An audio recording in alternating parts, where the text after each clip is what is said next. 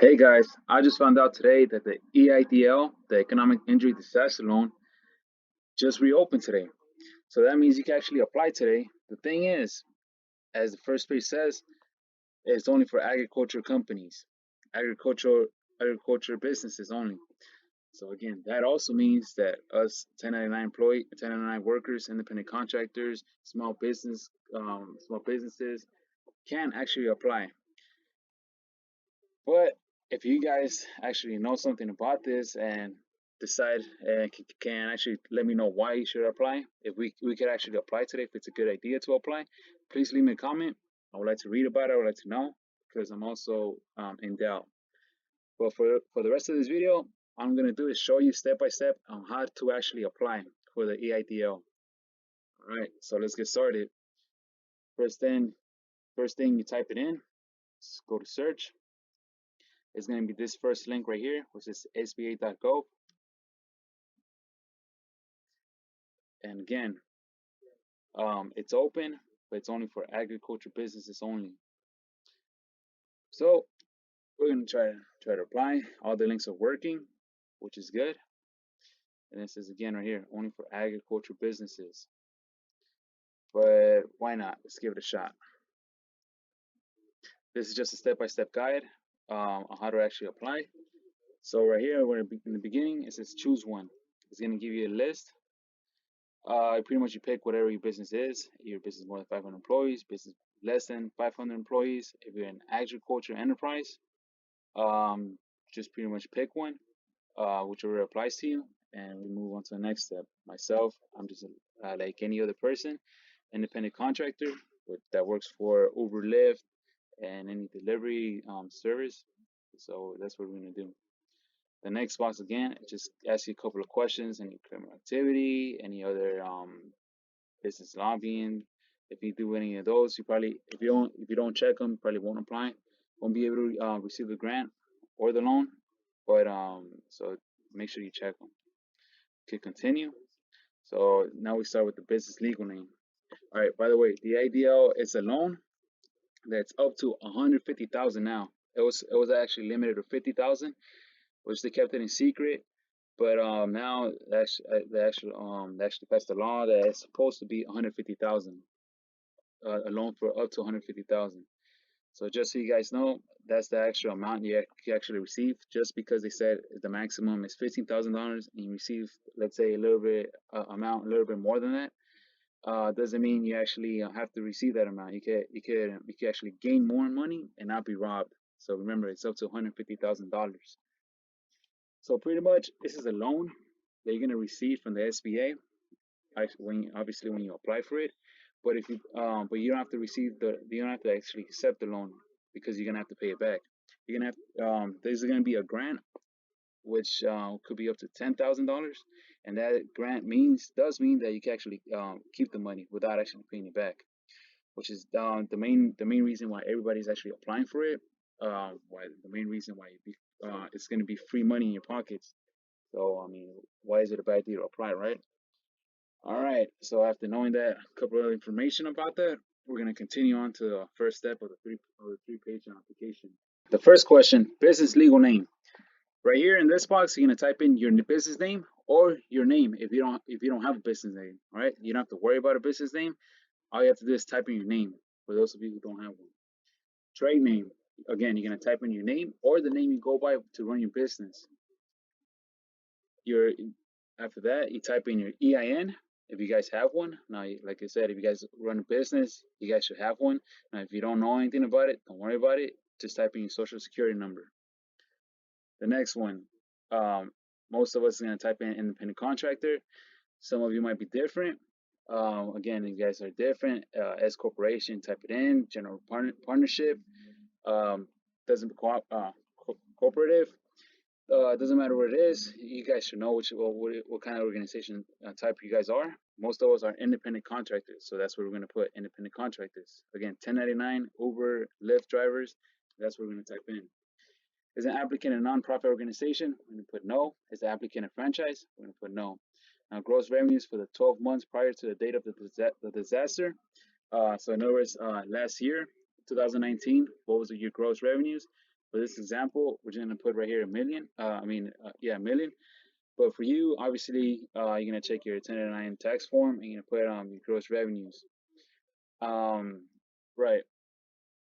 So, so right here, the next one is gonna be just like an example. The next one is gonna be cost of goods sold for 12 months prior to the date of the disaster. Again, now this, you're gonna fill it out individually. You're gonna have your own amount to be able to fill out.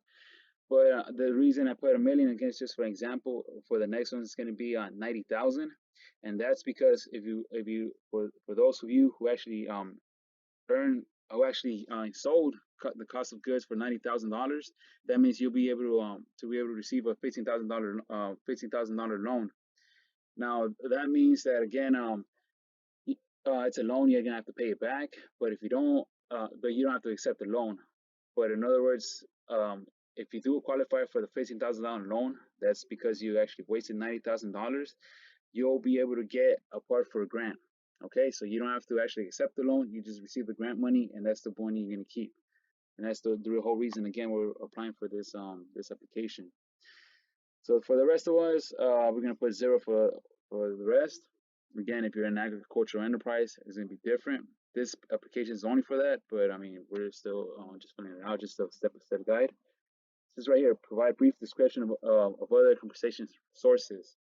Now, if you previously applied, you could type in right here any additional information, any details. You could say previously applied but made a mistake of 0 employees. Remember, we could include as many employees that actually helps you run your business, and that you're gonna get 1,000 per employee. Okay. So I mean, you could probably just write a note right there, just in case you applied before, you made a mistake. But if you haven't applied, you could apply it or you can't apply it. It's up to you. But yeah. Next one will be addresses information. You just type it in, just the way it is. Again, business email, the date business you established, which is has to be before 2020. So if your business started way before that, type it in. But if it started 2020, then you wouldn't be able to qualify. Business activity, depending what you do. For Uber and Lyft drivers, again, it's going to be transportation. Anything else, you could just decide to pick whichever one best applies to you. The next one will be detailed business activity. We're going to put limousine and transportation. That's the one we all do. Okay. So number of employees, this is the main one. Now, if you previously put 0, it's if it's only you, your side hustle, your gig work, your 1099 work. If you put 0, if you run your own business just by yourself, you have no employees. If it's going to be 0, you have to put 1 so you can get at least your $1,000 grant. Now, if it's 2 people helping you out, again, you type in 2, and so on. If it's 3 people, you type in 3. But if it's just you want to put 1 instead of 0, because if you put 0, you won't be able to receive your money. All right, after this one, click next. On the next page, step 2 of 3, business owner's information. It says, is your business owned by a business entity? Now we're going to select no on this one. If you select yes, that pretty much means that your business is owned by another corporate, another company, someone else besides you. All right, so you must select no. If you want to get the grant, you have to select no. For the rest of the questions, it's pretty simple. It's going to ask you for your name, for your number, for your title, which is owner, ownership percent. You can put 100%, unless you want to share it with someone else. Email, social security number. Remember, you have to don't make a mistake on your social, because that's the way they're going to verify you. Your birthday, same thing. Don't make mistakes on this simple application. You don't want to get delayed. You don't want nothing to get it delayed. Place of birth, U.S. citizen. Of course, you're gonna select yes. Address again, and zip code. Step 3 of 3 is pretty much simple. It asks you if you've been convicted. It asks you if you've been in trouble with the law, other criminal activity. Just select no. Obviously, you select yes. You won't get it. This one, you can leave it blank, and if someone helped you fill out this form, just put it blank. Then you want to select this one. I would like to be considered for an advance of up to $10,000. So that pretty much means you can get $10,000 worth of grants You'll keep that in your pocket. It won't be a loan, and you don't have to pay it back. All right. Next one will be your bank name, your account number, your routing number, and that's pretty much it. Make sure that's perfect. Make sure you don't mess with that one. It has to be a double check, number by number. Double check your bank name too, because if you don't want to get it sent to another person, you don't want to get it delayed, and you don't want to get it lost. All right, so I check this box and select next, and that's pretty much how you apply. That's all you got to know about this step-by-step guide. Again, if you guys decide to actually submit the application, that's up to you. If you guys know you should, please write me a comment. Otherwise, please subscribe and stay tuned to my next video. I'll greatly appreciate it.